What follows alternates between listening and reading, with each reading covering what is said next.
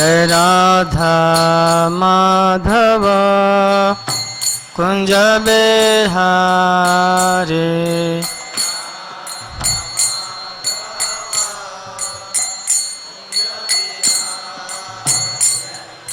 गोपी जन बल्लभ गिरिवर धारे।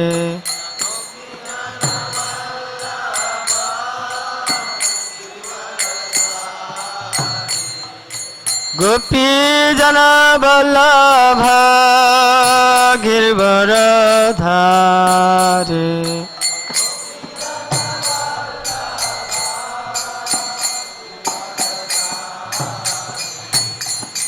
यशोदानंदन ब्रज जन रंजन।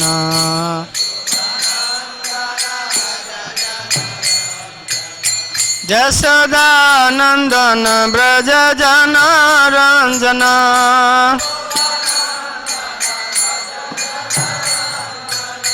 यशोदानंदन ब्रज जन रंजन।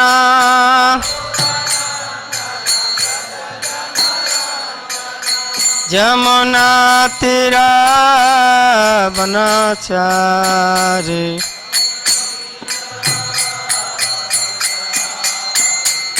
जय राधा माधव कुंज बिहारी।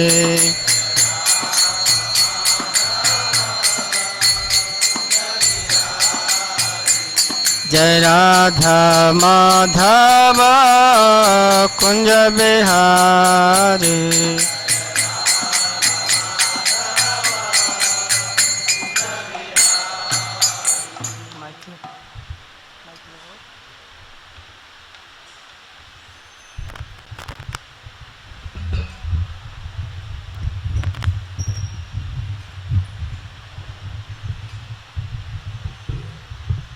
जय ओम विष्णुपाद परमहंस परिव्राजकाचार्य स्तोत्र सत श्री श्री श्रीमद् अभय चरणारविंद भक्ति वेदांत स्वामी श्रील प्रभुपाद की जय। अनंत कोटि वैष्णव वृंद की जय। नामाचार्य श्रील हरिदास ठाकुर की जय। प्रेम से कहो श्री कृष्ण चैतन्य प्रभु नित्यानंद श्री अद्वैत गदाधर शिवासादि गौर भक्तविंद की जय। श्री श्री राधा कृष्ण गोप गोपीनाथ श्याम कुंड राधा कुंड गिरी गोवर्धन की जय। श्री वृंदावन धाम की जय। श्री मायापुर नवद्वीप धाम की जय। श्री जगन्नाथपुरी धाम की जय। श्री श्री जगन्नाथ बलदेव सुभद्रा की जय। गंगा माई की जय। यमुना माई की जय। भक्ति देवी की जय। तुलसी महारानी की जय। ग्रंथराज श्रीमद् भागवतम की जय। गौर Premanandi. All glories to the assembled devotees. All glories to the assembled devotees. All glories to the assembled devotees.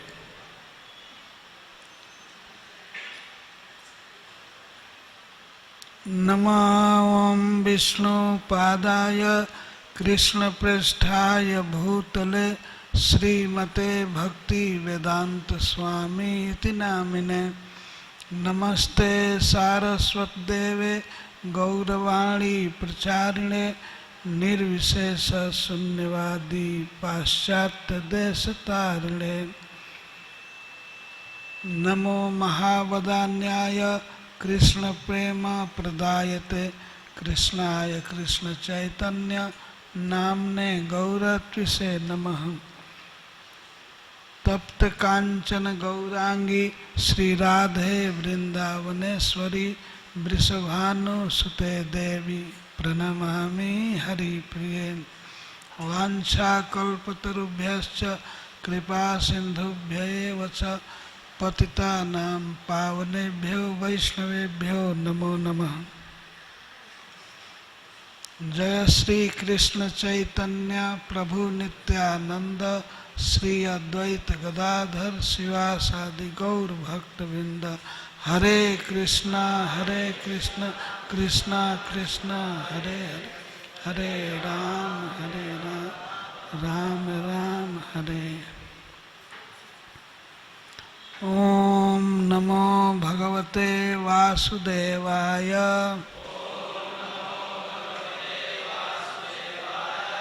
ॐ नमो भगवते वासुदेवाय।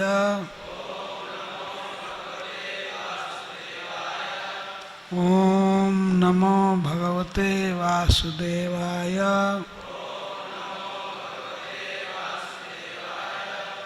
सत्यं दिशति अर्थितं अर्थितो नृणां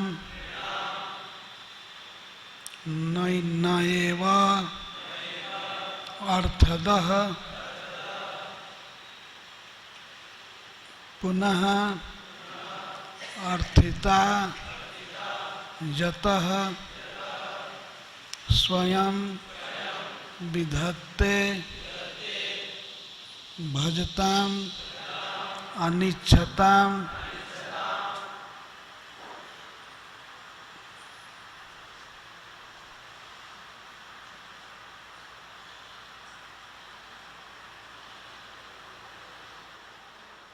इच्छा पिधानम निजपाद पल्लवम सत्यम दिसत्यर्थितमर्थितो नृणाम नैवार्थदो यत् पुनरर्थिता जतः स्वयं विधत्ते भजतामनिच्छताम्। इच्छा पिधानम निजपाद पल्लवम स्वयं सत्यम दिसत्यर्थितमर्थितो नृणाम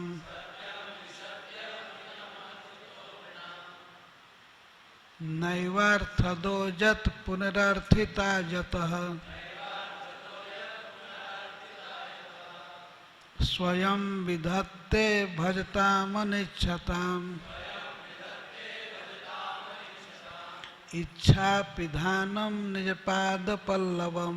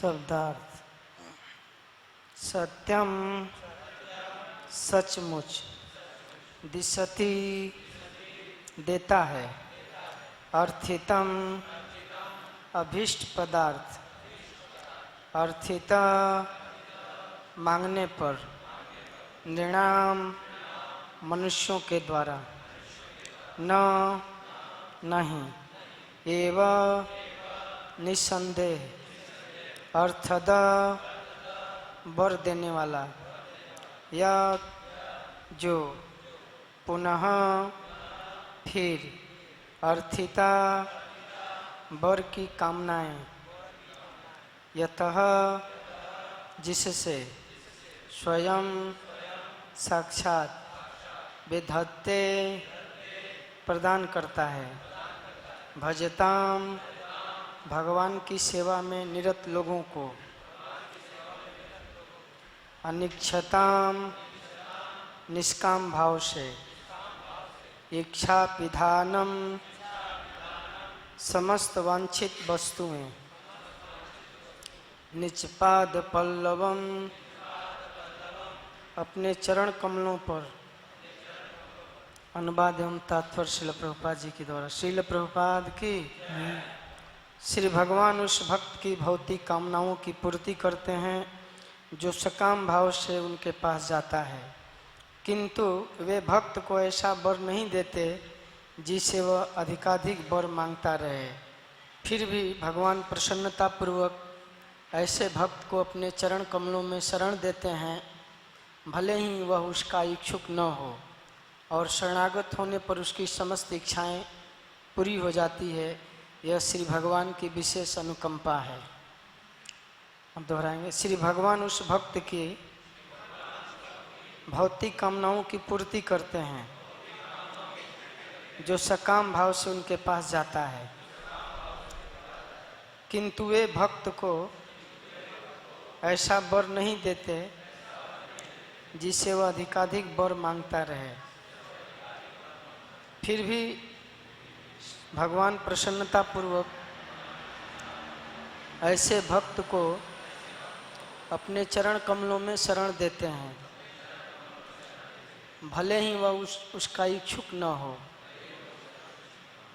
और शरणागत होने पर उसकी समस्त इच्छाएं पूरी हो जाती है। यह श्री भगवान की विशेष अनुकंपा है।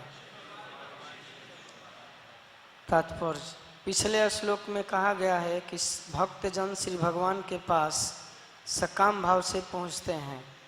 इस श्लोक में यह बताया गया है कि वे किस प्रकार उन कामनाओं से अलग रखे जा सकते हैं। श्रीमद् भागवतम का अध्याय स्कंद 2 अध्याय 3 श्लोक 10 में इसका उपदेश हुआ है। अकाम सर्व कामो व मोक्ष कामो उदारधि तीव्रेण भक्ति जोगेन यजेत पुरुषम परम। चाहे भौतिक कामनाओं से मुक्त हो या उनसे पूर्ण अथवा परमात्मा से दत्ताकार होना मोक्ष की कामना चाहता हो, मनुष्य को चाहिए कि भक्ति करे। इससे न केवल भक्ति इच्छाएं पूरी होंगी, वरन एक दिन ऐसा आएगा कि वह श्री भगवान के चरण कमलों की सेवा के अतिरिक्त कुछ भी नहीं चाहेगा। जो किसी उद्देश्य से भगवान की सेवा करता है वह सकाम भक्त कहलाता है, और जो बिना किसी उद्देश्य के सेवा करता है वह अकाम भक्त कहलाता है। श्री कृष्ण इतने दयालु हैं कि वे सकाम भक्त को अकाम भक्त बना देते हैं। शुद्ध भक्त अथवा अकाम भक्त में किसी प्रकार की कामना नहीं होती, वह श्री भगवान के चरण कमलों की सेवा करके ही संतुष्ट रहता है। भगवद गीता के अध्याय 6 श्लोक 22 में इसकी पुष्टि की गई है। यम लब्ध्वा चा परम लाभम मन्यते नाधिकम ततः। श्री भगवान के चरण कमलों की सेवा करने पर किसी अन्य वस्तु की इच्छा नहीं रह जाती। यह भक्ति की सर्वोच्च दशा है। भगवान सकाम भक्त पर भी इतने दयालु रहते हैं और उसकी इच्छाओं को इस प्रकार पूर्ण करते हैं कि वह अकाम भक्त बन जाता है। उदाहरणार्थ, ध्रुव महाराज अपने पिता से भी बढ़कर उत्तम राज्य प्राप्त करने के लिए भक्त बने। अंत में अकाम भक्त होकर उन्होंने भगवान से कहा, स्वामी कृतार्थोस्मि वरम न याचे। हे स्वामी, मैं परम संतुष्ट हूँ, मैं केवल आपके चरण कमलों की सेवा करना चाहता हूँ। मुझे किसी सांसारिक लाभ की इच्छा नहीं है। कभी कभी छोटा बालक गंदी वस्तु को मुंह में डालता है, उसके माता पिता उसके मुंह से उस वस्तु को निकाल कर उसे संदेश या कोई दूसरी मिठाई खाने को देते हैं। वह भक्त जो भौतिक वर की इच्छा करता है ऐसे ही बालक के तुल्य है। भगवान इतने दयालु हैं कि वे उसकी समस्त भौतिक कामनाओं को हर कर उसे सर्वोच्च वर प्रदान करते हैं। अतः भौतिक कामनाओं के लिए भी श्री भगवान के अतिरिक्त किसी की पूजा नहीं करनी चाहिए, जिससे उसकी समस्त कामनाएं पूर्ण हों और अंत में वह श्री भगवान के धाम पहुंच सके। इसकी व्याख्या श्री चैतन्य चरितामृत में मध्य लीला अध्याय 22 श्लोक 37, 39 और 41 में इस प्रकार दी गई है। अन्य कामी हो सकता है कि भक्त भगवान के चरण कमलों के अतिरिक्त किसी अन्य वस्तु की कामना करे। यदि करे कृष्ण न भजन,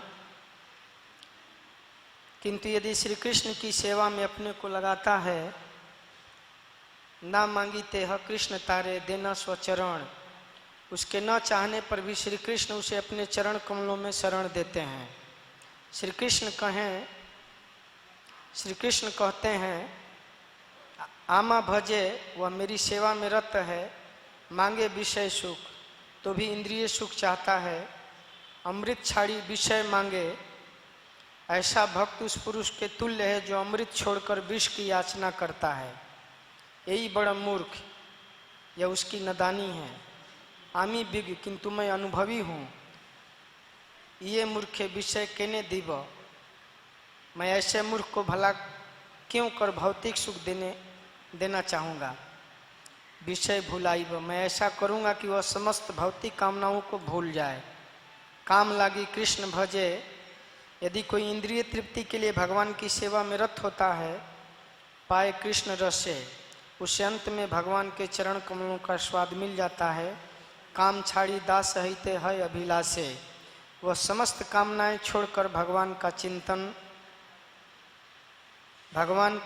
चिरंतन सेवक बनना चाहता है। वह समस्त कामनाएं छोड़कर भगवान का चिरंतन सेवक बनना चाहता है। हरे कृष्ण।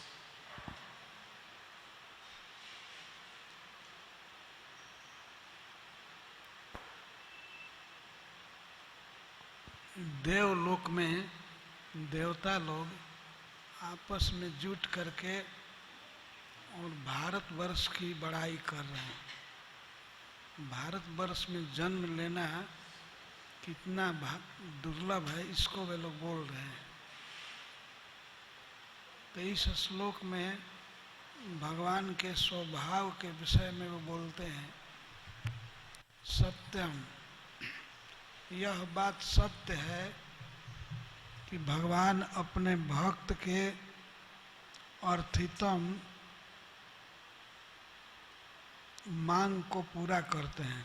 सत्यम दिशति अर्थितम अर्थितो। अर्थिता का अर्थ है भगवान से जब प्रार्थना की जाती है, मांग की जाती है, तो वे अर्थितम वांछित वस्तु को देते हैं। लेकिन नैवार्थ दो जत पुनरर्थिता जतः, फिर भी भगवान किस भक्त को वह अर्थ नहीं देते हैं, वह वस्तु नहीं देते हैं जिस वस्तु के मिलने के बाद भी पुनः अर्थिता जतः, कि और वस्तु की कामना रह जाए। नैवार्थ दो, श्री कृष्ण अर्थद हैं, अर्थ देते हैं, लेकिन ऐसी कामना पूरी नहीं करते हैं जिससे कामनाएं निरंतर बनी रहें।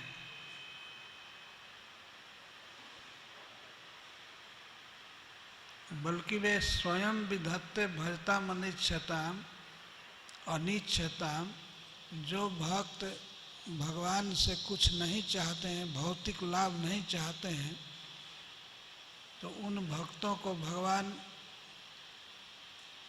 स्वयं ही अपना चरण कमल दे देते हैं, जो समस्त इच्छाओं को समाप्त कर देता है। इच्छा पिधानम, भगवान का चरण कमल प्राप्त हो जाने के बाद और कोई भी कामना नहीं रह जाती है। इसलिए चरण कमल को यहाँ इच्छा पिधान कहा गया है। पिधान, पिधान में सबको ढक देने वाला, पूरा कर देने वाला। इच्छा पिधानम निजपाद पल्लवम, भगवान का कोई भी अंग चरण कमल कहा जाता है। ये ध्यान रखना चाहिए कि जब चरण कमल कहा जाता है तो उससे भगवान का समग्र स्वरूप, उनका सीख, उनका कर्ण, उनकी नासिका, उनका अधर कमल, सब कुछ उसमें सम्मिलित है। चरण कमल से केवल चरण ही बोध नहीं होता है। भगवान अपना चरण कमल दे देते हैं भक्त को, इसका अर्थ है अपने को दे देते हैं।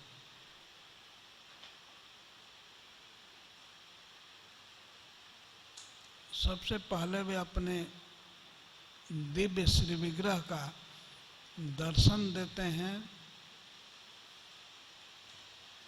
और इसके साथ अपने दिव्य शरीर के सुगंध का अनुभव कराते हैं। भक्त दर्शन करता है और इसके साथ भगवान में कितना सुगंध है इसका भी वो अनुभव करने लगता है। इसके बाद भगवान कुछ बोलते हैं और भक्त कुछ बोलता है, तो उस समय वो अपने कर्णेंद्रिय से भगवान के शब्दों की मधुरता सुनता है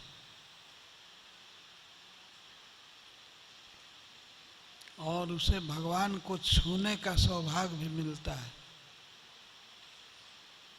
और इसके बाद भगवान अपना प्रसाद देते हैं तो रसनेंद्रिय से भी वो भगवान का आस्वादन करता है। इस तरह अपने पांचों ज्ञानेंद्रियों से भगवान का अनुभव प्राप्त कर लेता है। तो इन सब अनुभवों को चरण कमल की प्राप्ति से ही तुलना की गई है। भगवान अपना चरण कमल दे देते हैं, मतलब अपने आप को दे देते हैं, अपना सुगंध देते हैं, अपना स्पर्श देते हैं, अपना शब्द सुनाते हैं। और उस समय भक्त सब कुछ भूल जाता है, कोई भी कामना उसकी बाकी नहीं रह जाती। यहाँ तक कि मुक्ति की वासना भी समाप्त हो जाती। 4 प्रकार की जो मुक्ति है सबसे श्रेष्ठ मानी गई, 5 प्रकार की, उसे भी नहीं चाहता। फिर स्वर्ग आदि की तो बात ही क्या है, ब्रह्मा का पद भी वो नहीं चाहता। इच्छा पिधानम, भगवान के सुंदर रूप को देख करके, उनको छू करके भक्त इतना आनंदित होता है कि उसे अन्य कोई भी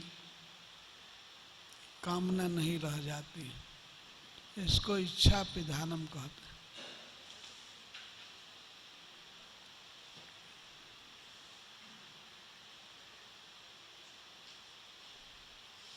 चैतन्य चरितामृत में भगवान ने कहा है, कृष्ण कहे आमा भजे मांगे विषय सुख। अमृत छाड़ी विष मांगे यही बड़े मूर्ख। भगवान कहते हैं कोई भक्त मुझे भजता है तो अपनी मूर्खता से वह विषय भोग मांगता है, लेकिन उसकी तुलना कर रहे हैं कृष्ण की, जैसे कोई अमृत छोड़ करके विष मांगे। तो विष मांगने वाले को मैं विष नहीं देता हूँ, मैं तो जानकार हूँ ना, आमी विज्ञ यही मूर्खे विषय के न दिवा। मैं समझदार हूँ, मैं इस अज्ञ को विष क्यों दूंगा। निज चरणामृत दिया विषय भुलाइबा, बल्कि मैं अपना चरण कमल दे करके उसकी विषय भोग की वासना को हर लेता हूँ। यह भगवान का स्वभाव है। विषय भोग ये सब जीव को दुख देने वाले हैं, लेकिन अपनी मूर्खता बस वह इनको चाहता है। जितने भी विषय की वस्तुएं हैं, इंद्रिय के विषय हैं संसार में, ये सब दुख की योनि है, दुख उत्पन्न करते हैं, नया नया दुख। तो मूर्खता बस कभी कभी भक्त भी इसकी कामना करते हैं, लेकिन भगवान अपने भक्त को संभालने वाले हैं। वे साफ कहते हैं आमी विज्ञ यही मूर्ख है विषय के न दीव, मैं क्यों विषय दूंगा,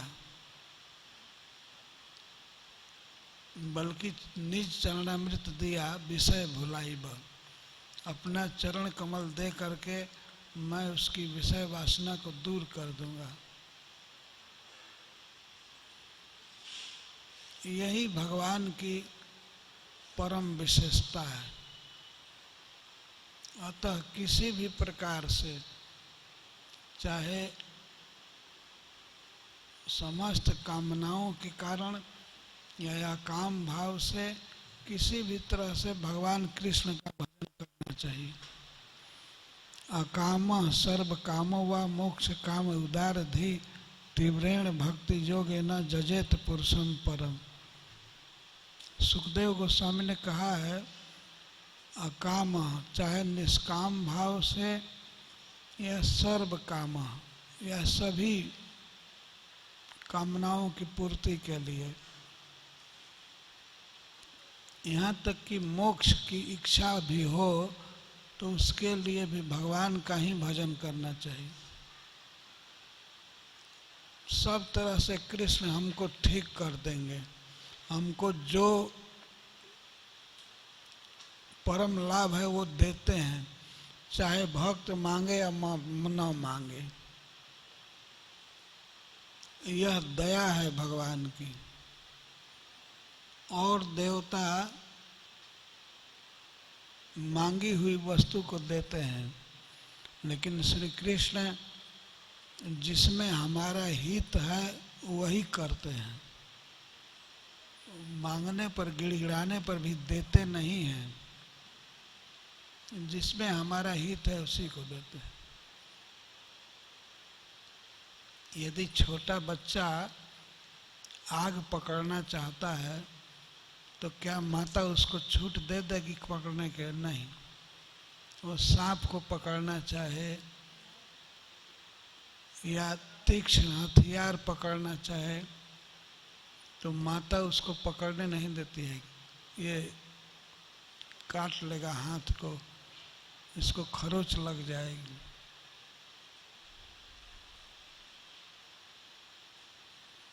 तो इस प्रकार भगवान कृष्ण कोटि कोटि माताओं से भी अधिक स्नेहवान हैं। अपने भक्त को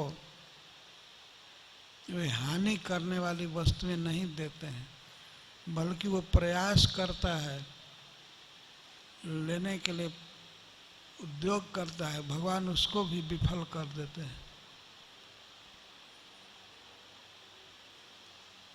वे अपना दर्शन देते हैं, अपने स्वरूप का अनुभव कराते हैं। अतः किसी भी प्रकार से उन्हीं की शरण में रहना चाहिए।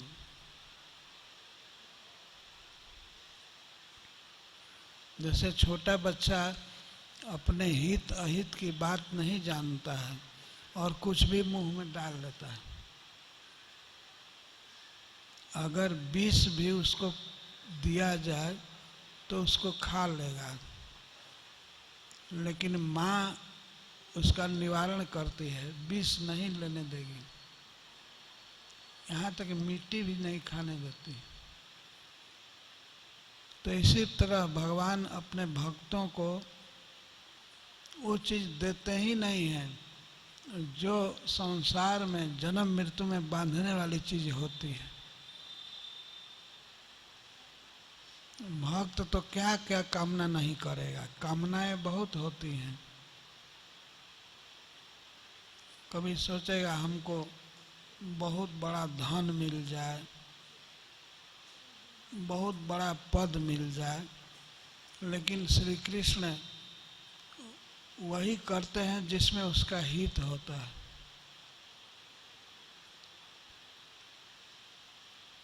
इन सब बांधने वाली वस्तुओं को नहीं देते हैं।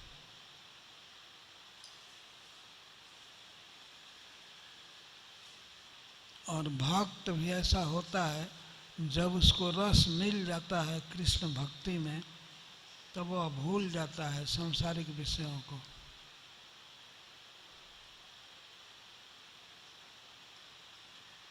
ये भगवान की भक्ति का एक प्रभाव है, और भगवान का स्वभाव है वे सब समय रक्षा करते हैं। यह भी एक रक्षा है कि अपने भक्त के चित्त में किसी विषय भोग की कामना होने ही न पाए, अगर हो तो भी उसका विनाश कर देते हैं।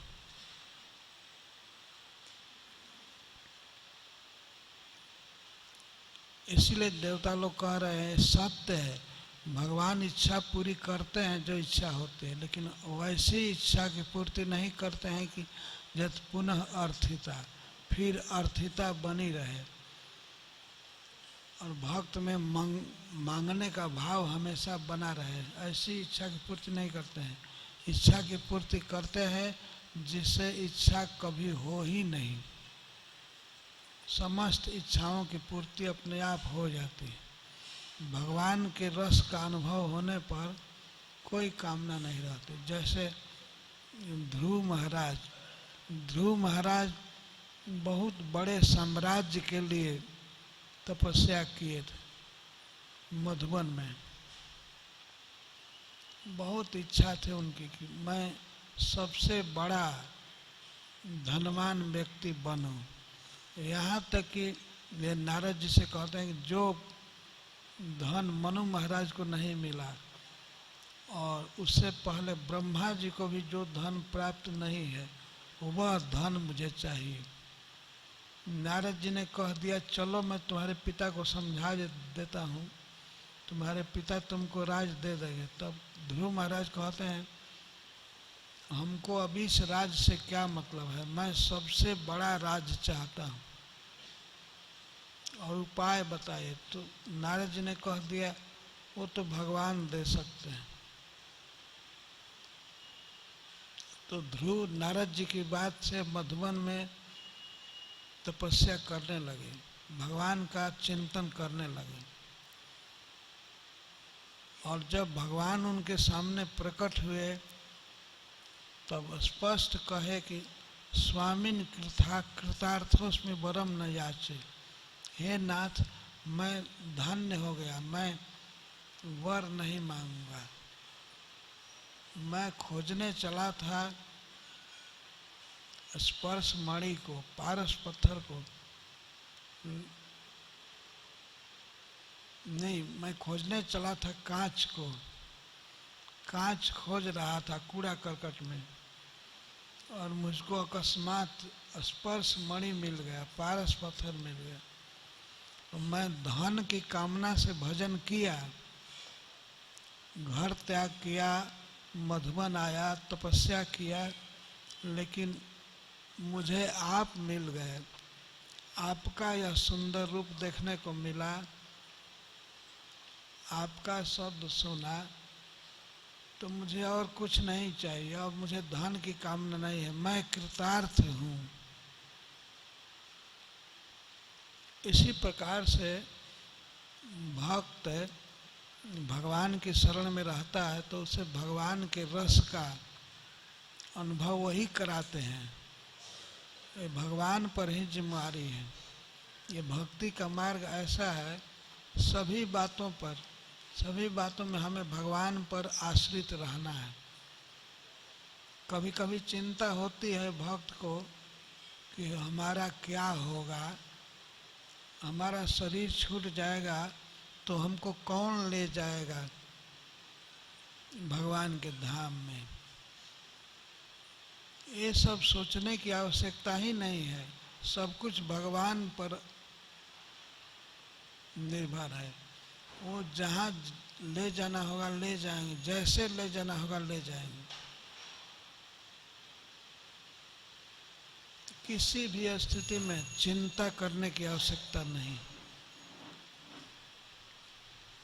और कभी कभी ये मन में होता है कि ये विषय भोग की कामनाएं मन से जाती नहीं हैं, हम क्या करें।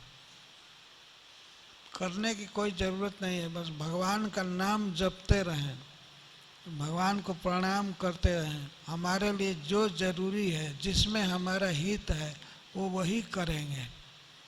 अपनी चिंता करने की आवश्यकता नहीं, सदा उनके शरण में रहना चाहिए। हरे कृष्णा कृष्ण कृष्ण हरे हरे, हरे राम राम राम हरे। वही प्रभु सब कुछ करेंगे।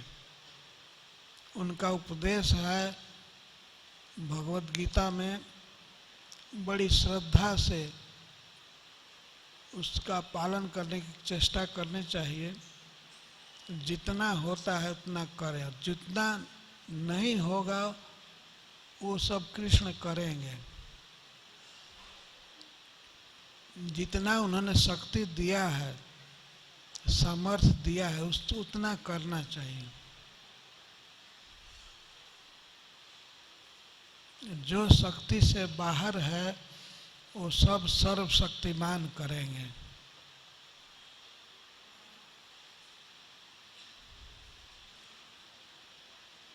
हमारी जितनी शक्ति है उस शक्ति का उपयोग करें, भगवान का जप करने में, भगवान के बारे में पढ़ने में, भगवान को प्रणाम करने में। जितनी शक्ति है उतना करें, जो शक्ति से बाहर है उसकी चिंता ना करें।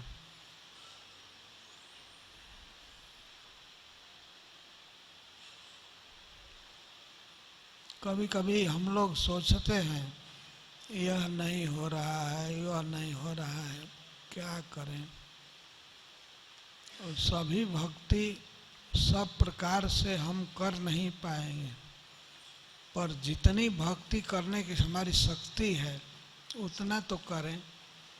भगवान का नाम जपने की शक्ति है ना, तो जपा करें।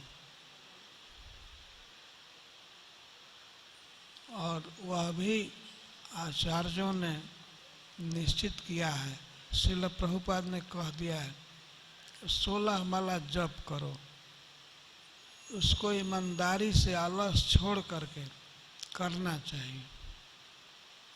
हरे कृष्णा कृष्ण कृष्ण हरे हरे राम राम हरे। ये विश्वास रखना चाहिए, हम ऐसे स्वामी का भजन कर रहे हैं जो सर्वसमर्थ हैं, सब कुछ कर सकते हैं और सर्वज्ञ हैं। हमारी दशा को वे जानते हैं, हमारे हृदय में ही हैं। और सबके सुहृद हैं, सबके हितैषी हैं, सुहृद हैं और सभी लोगों के महाईश्वर हैं। सर्वज्ञ हैं, सर्वसमर्थ हैं। तब चिंता किस बात की? भगवान सब जानते ही हैं और सब कुछ करने की शक्ति उनमें है। पर इतना नहीं करना चाहिए तब हमारे लिए जप भी कर देवे। हमसे जप होता नहीं है, क्या करें?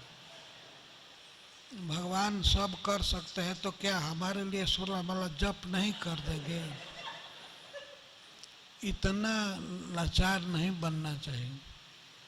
भगवान तो जीभ दे दिए, शरीर स्वस्थ रखे हैं, बोलने की शक्ति दिए हैं, तो अब दूसरी बात न बोल करके भगवान का नाम बोलते रहें।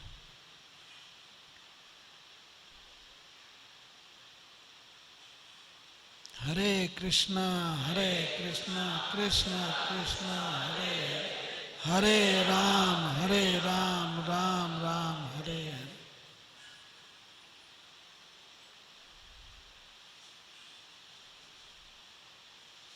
तो भगवान को प्रणाम करना चाहिए और आँख यदि ठीक है तो ग्रंथ पढ़ना चाहिए। और जब आँख ठीक न रहे तब सूरदास जी के समान भगवान को केवल प्रार्थना कर सकते हैं, लेकिन पढ़ने की शक्ति है तो खूब पढ़ना चाहिए, श्रवण शक्ति है तो सुनना चाहिए। जो हमको विशेषता भगवान ने दी है, जो सब शक्ति दी है, अपनी शक्ति को लगा देना चाहिए भगवान में।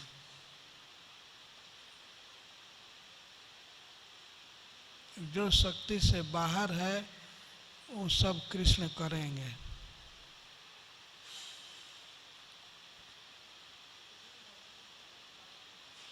जय श्रील प्रभुपाद।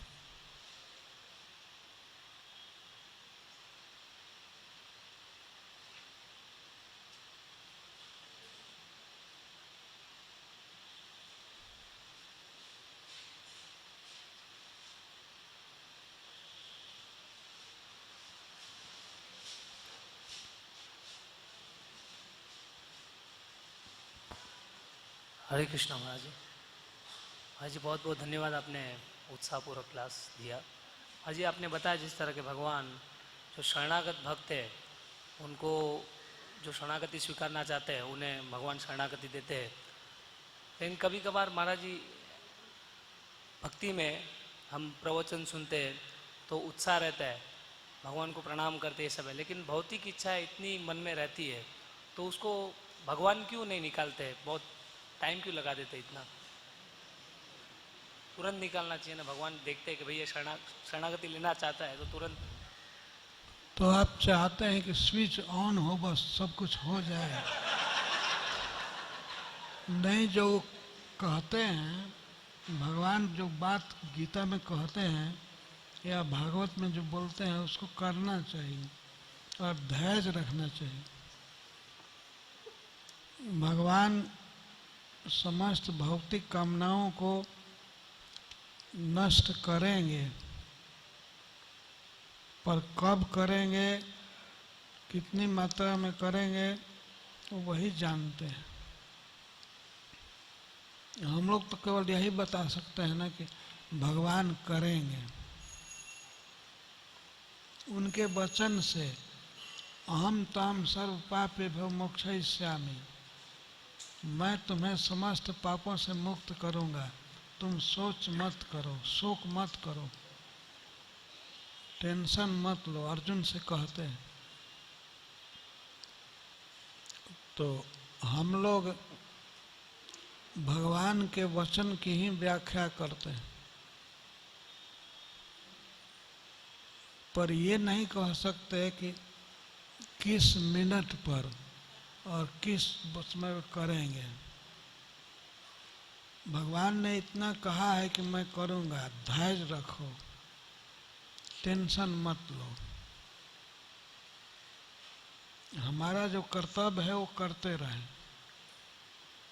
हमारा कर्तव्य है जप करना भगवान के नाम का, भगवान के लीला कथाओं को पढ़ना, भगवान के उपदेश को पढ़ना, भगवान को प्रणाम करना, भगवान का श्रृंगार करना, भगवान का दर्शन करना। तो ये करते रहें।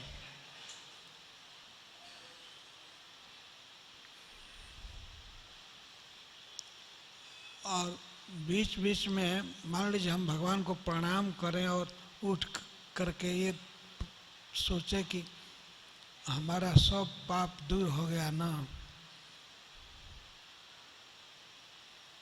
वो सोचने की आवश्यकता नहीं। भगवान के वचन पर विश्वास कीजिए। हम जिनकी शरण में हैं, जिनके भक्त हैं, वे सब करेंगे क्योंकि उन्होंने वचन दिया है। गीता में बारंबार भगवान के वचन हैं, मेरी भक्ति करोगे तो तुम परम सिद्धि को प्राप्त करोगे।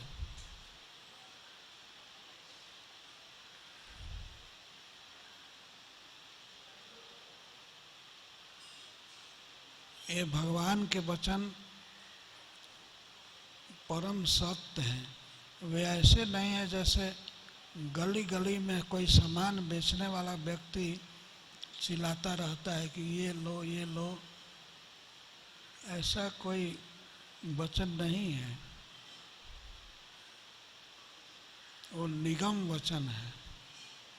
निगम जो नितराम गमयति, जो परम सिद्धि तक पहुंचा देगा।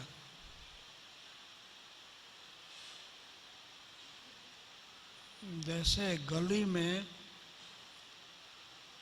कोई सामान बेचने वाला व्यक्ति पुकारता चलता है, ये लीजिए वो लीजिए, तो उसी प्रकार का वचन हम सभी मान लें। जैसे रेलवे के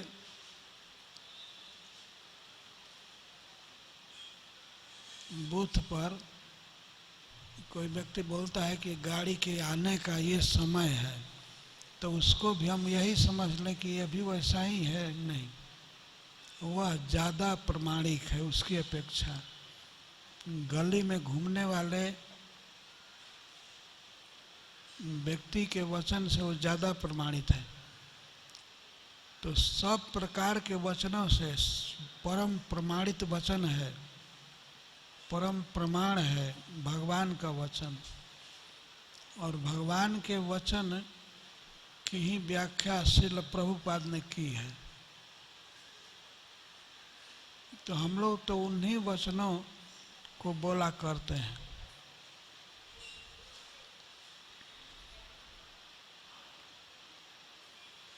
पर विश्वास है कि विषय भोग की वासना दूर होगी। अब कब होगी वो वही जानते हैं, वो तो हृदय में है ही। भगवान हृदय को छोड़ करके दूर नहीं चले गए हैं, वो तो रह ही रहे। हमारी इच्छा को समझते हैं, उनको कब करना होगा, जब करना होगा वे करेंगे। पर हमारा जो कर्तव्य है वो तो करना चाहिए, अपनी ड्यूटी करनी चाहिए।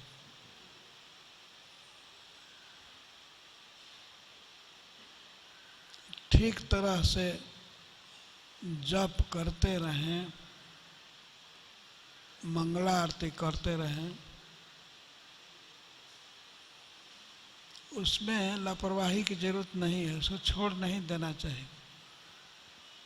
तो ये सोचे कि अब बहुत दिन से मंगला आरती किया, अब आज से स्टॉप कर दें, तो उससे क्या फायदा होगा।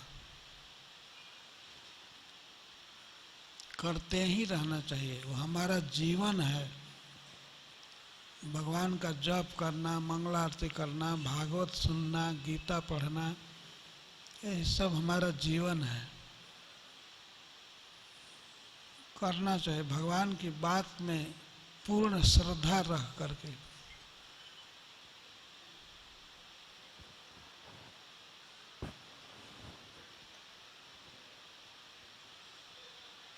हरे कृष्णा। महाराज, गीता भगवत गीता में 3 बार धर्म शब्द का अलग अलग संदर्भों में उल्लेख आया है। जैसे दूसरे अध्याय में कहते हैं कि आपको आपका वर्णाश्रम धर्म क्षत्रिय का अदा करना चाहिए। फिर बोलते हैं कि मैं धर्म स्थापना करने को आया हूँ। लास्ट में अंत में 18 अध्याय में बोलते हैं कि सब धर्म छोड़ के मेरे शरण में आ जाओ।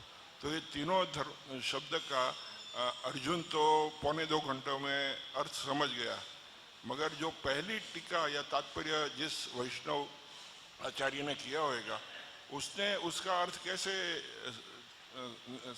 समझाया होगा, और वो आचार्य कौन थे जो जिसने फर्स्ट टाइम भगवत गीता के ऊपर टीका लिखा, तात्पर्य लिखा, अगर आप बता सकते हो तो। Thank you.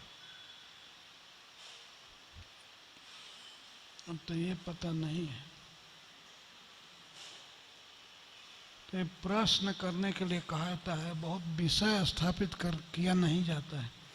जैसे भागवत की क्लास के बाद बहुत प्रकार की बातें नहीं की जा सकती, प्रश्न पूछना चाहिए थोड़ा सा छोटे में। के लिए तो आप विषय रख रहे हैं, सब्जेक्ट रख रहे हैं।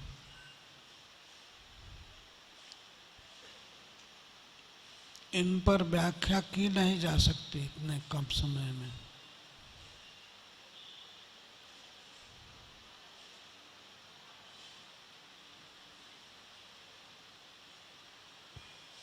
हरे कृष्ण महाराज जी।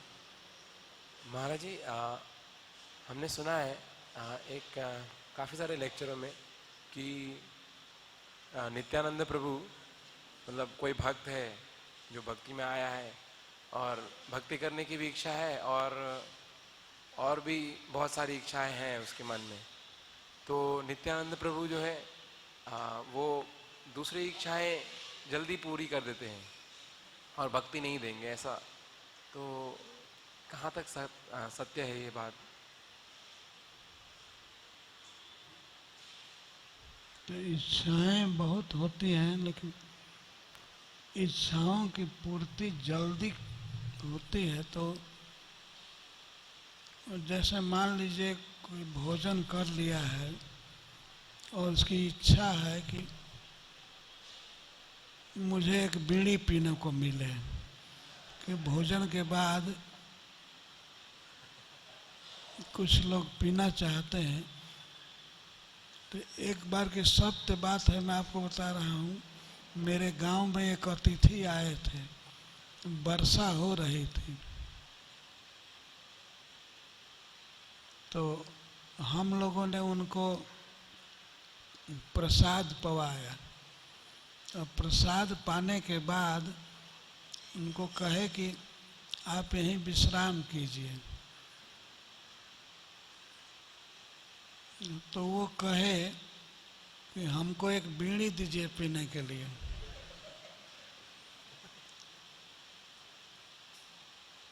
तो हम लोगों ने कहा कि नहीं नहीं, बीड़ी नहीं है यहाँ। तो लगे कहने, तब हमको क्यों खिलाया?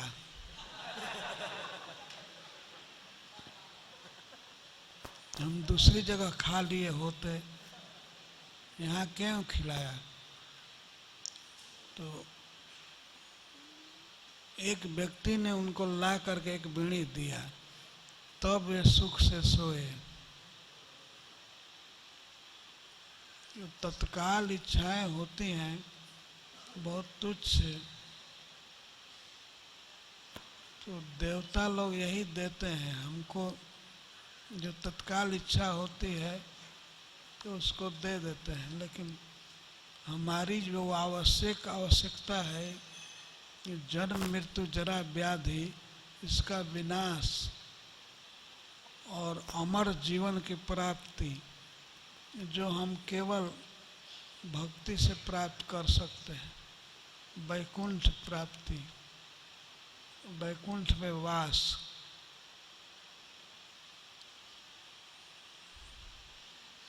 तो इन सब इच्छाओं की पूर्ति भक्ति से होती है।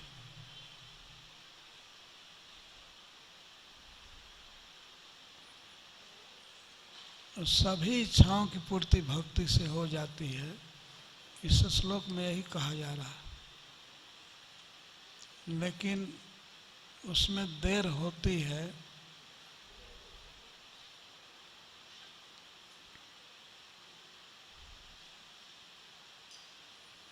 और कर्मजा सिद्धि क्षिप्रम भवति मानसे लोके, क्षिप्रम भवति, तत्काल कर्म की सिद्धि होती है।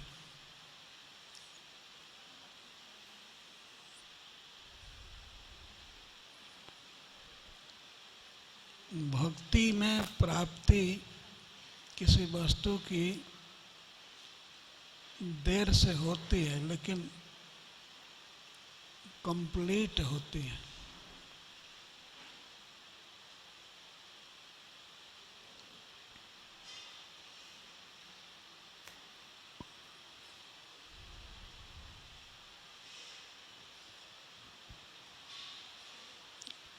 देर से हो लेकिन अच्छा लाभ हो, हम सोचना चाहिए।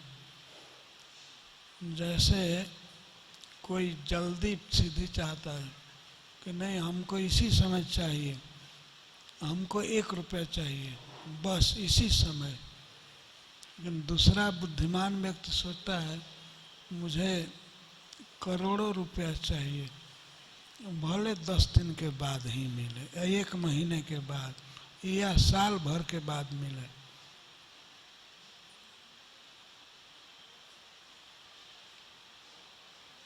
तो साल भर के बाद चाहने वाला वो बुद्धिमान है कि आज मिलेगा तो कहेगा अभी दूंगा, लेकिन 1 रुपया दूंगा।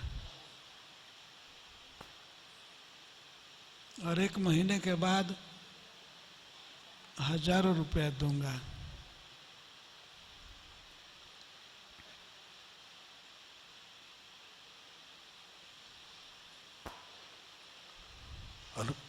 दंडवत प्रणाम प्रभु जी।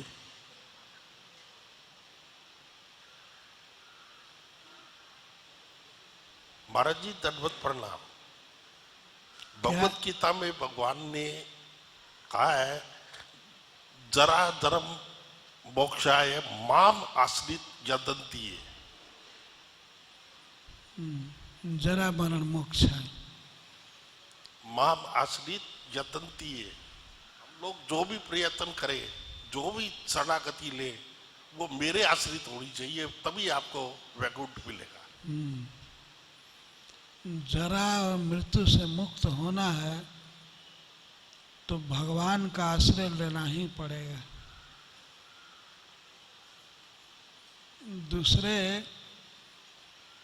लोग स्वयं जरा मृत्यु के बंधन में हैं, वे क्या मुक्त कर रहे हैं? माम आश्रित जतन्ति, मेरे आश्रय में रह करके जतन करते हैं भक्त लोग। जरा मृत्यु से मुक्त होने के लिए। ये मृत्यु केवल इसी समय नहीं है, सब समय मरना होता है। इस शरीर के बाद भी फिर जन्म मिलेगा तो उसमें भी मृत्यु है। सब शरीरों में फिर मरना पड़ता है। तो एक बार नहीं मरना है, ये तो बारंबार मरना है और अनंत बार मरना पड़ेगा। 84 लाख योनियों में जितने शरीर हैं, ये ब्रह्मा जी के लोक तक बार बार मरना पड़ता है। इसलिए इस मरण से भयभीत होकर के बुद्धिमान व्यक्ति इससे मुक्त करने वाले की शरण लेते हैं, कृष्ण की शरण लेते हैं। जो भगवान उनको मृत्यु से मुक्त कर देते हैं। एक बार केवल मरते हैं,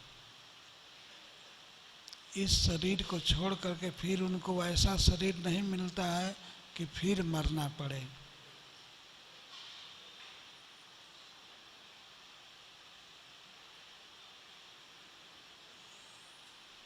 तो माम आश्रित जतन्ति, भगवान का आश्रय ले करके और जतन करना चाहिए। जत्न का अर्थ यही भक्ति, भगवान का नाम जप, भगवान को प्रणाम, भगवान की पूजा, यही जत्न है।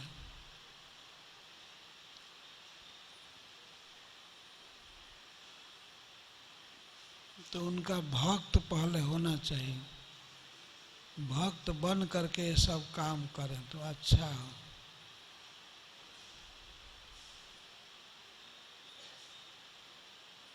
आश्रय ले करके।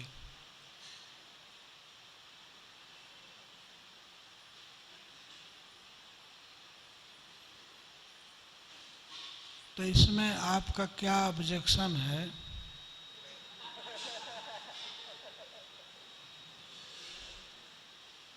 भगवान की बातों में विश्वास है ना?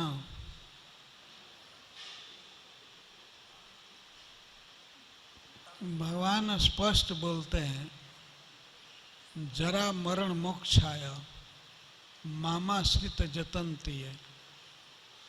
बुढ़ापा के दुख से और मरण के दुख से मुक्त होने के लिए मेरा आश्रय लेकर के जत्न करते हैं बुद्धिमान लोग, और दूसरे मूर्ख लोग कोई चिंता नहीं करते हैं, छोड़ दिए, चाहे जन्म लेना पड़े लाखों बार कोई बात नहीं, जन्म लेंगे मरेंगे, फिर जन्म लेंगे मरेंगे, लेकिन इससे मुक्त होने के लिए जत्न करना जरूरी है। तो भक्त लोग ऐसे होते हैं, जत्न करते हैं।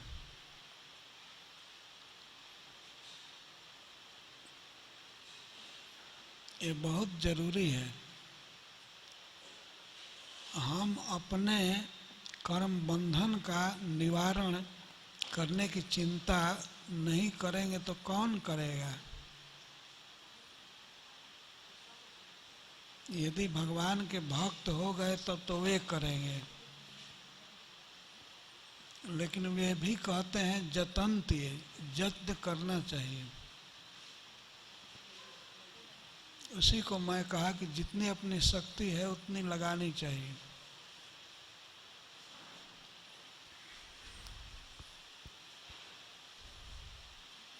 नहीं तो फिर जन्म होगा और पता नहीं कैसा जन्म, कहीं मनुष्य का शरीर मिलेगा कि नहीं मिलेगा, कहीं मच्छर का देह मिलेगा, क्या होगा, या बिल्ली का देह मिलेगा या कुत्ते का देह मिलेगा। ये देवता लोग प्रार्थना करें कि हे प्रभु हमको भारतवर्ष में जन्म दीजिए, लेकिन स्मृतिमत जन्म,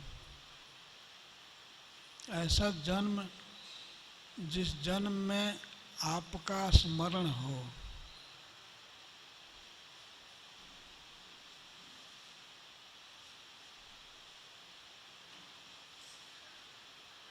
यदत्र न स्वर्ग सुखावशेषितम स्विष्टस्य सुक्तस्य च कृतस्य शोभनम तेनाज नाभे स्मृतिमत जन्म न स्यात्।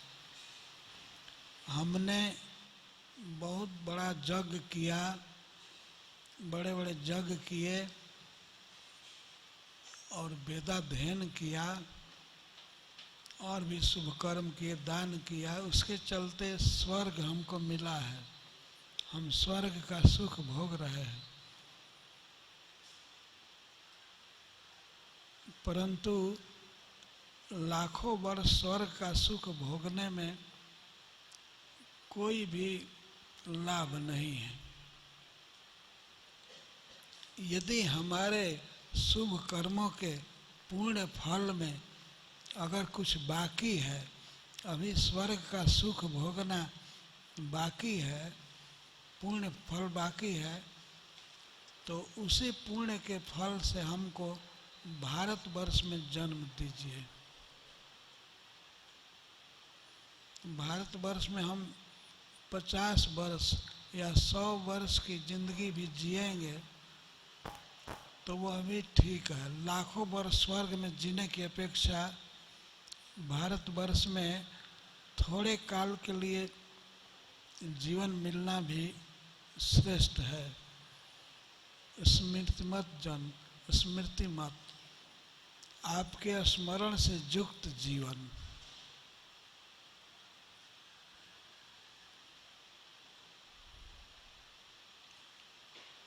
यही इस अध्याय में, इस प्रसंग में मुख्य विषय है।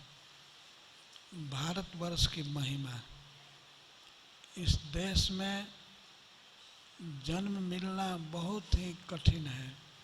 भगवान की कृपा से जन्म मिलता है और देवता लोग स्वर्ग में पछता रहे हैं, वहाँ जन्म मिला है बड़ा बड़ा कर्म करने से। लेकिन वे कह रहे हैं कि यदि हमने पुण्य से प्राप्त किया स्वर्ग, और स्वर्ग का सुख भोगने में अगर कुछ बाकी है तो हमको भारतवर्ष में जन्म दीजिए।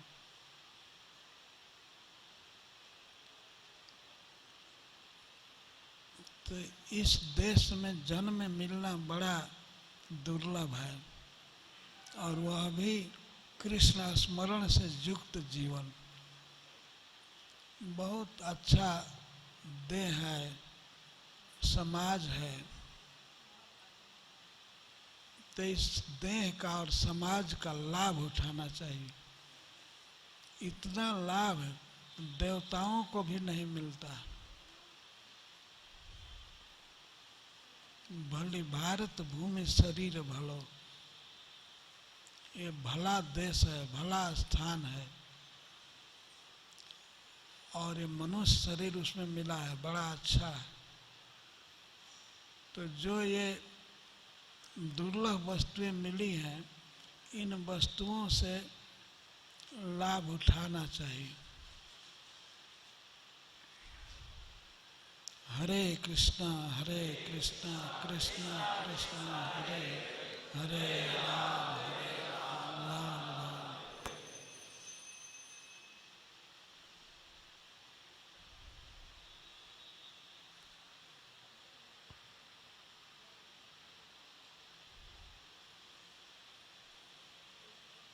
यह भी एक बहुत महत्वपूर्ण विषय है कि जरा और मृत्यु से बचने के लिए भगवान का आश्रय लेना और यत्न करना।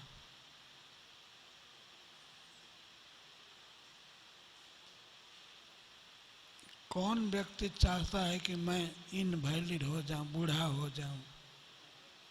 बुढ़ापा में शरीर की सारी क्षमताएं, सारी क्रिया शक्ति नष्ट हो जाती, और मरना तो दुखद है ही। मरना कोई नहीं चाहता। कौन चाहता है कि मैं इस समाज से विदा हो जाऊं और कुत्ता के समाज में चला जाऊं। कोई नहीं चाहता, लेकिन ये होगा निश्चित। शरीर छूटेगा और दूसरा शरीर मिलेगा। तो जो वास्तविक समस्या है उससे छुटकारा लेने की चेष्टा करनी चाहिए।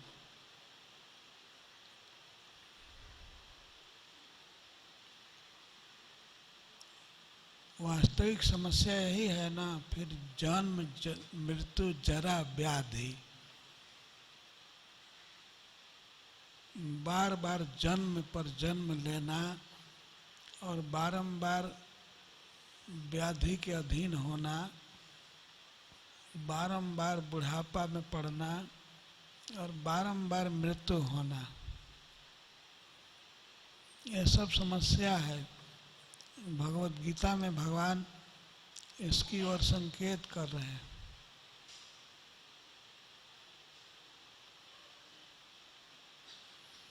जन्म मृत्यु जरा व्याधि दुख दोषानुदर्शनम।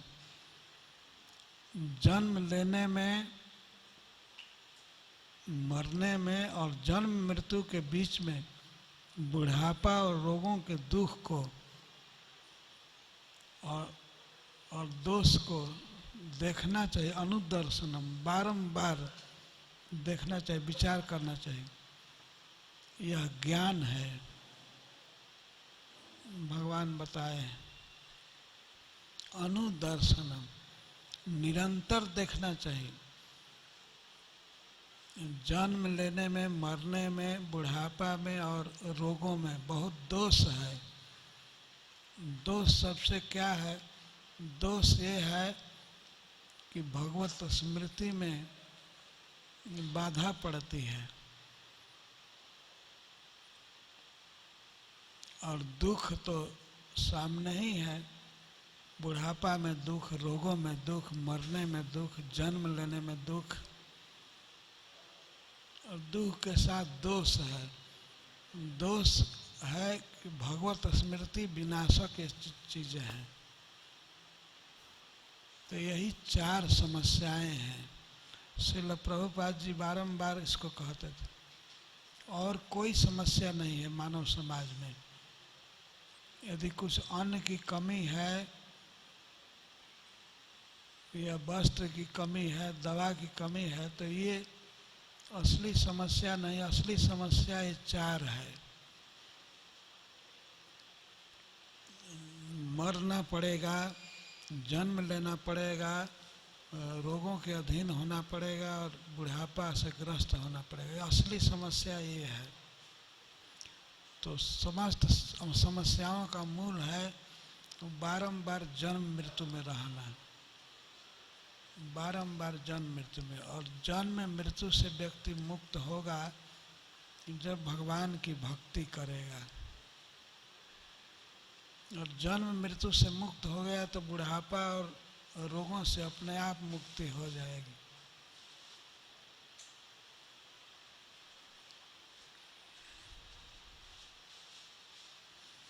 इसीलिए यह बहुत आवश्यक है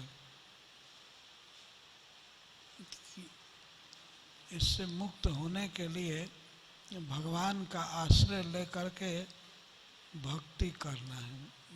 उसी को यत्न करना कहते हैं, यतन्ति।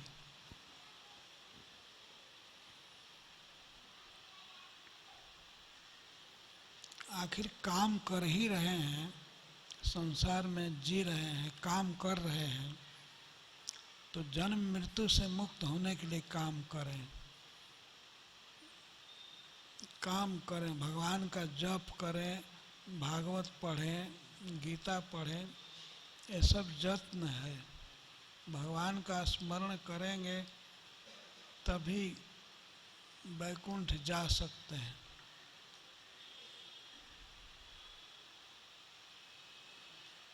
यही यत्न है। यतन्ति का ये अर्थ नहीं है कि अब मुक्त होने के लिए कोई फैक्ट्री खोलो। माला उठाना है, यही यत्न करना है। तो माला उठावें, भगवान का भजन करें, गीता पढ़ना चालू करें।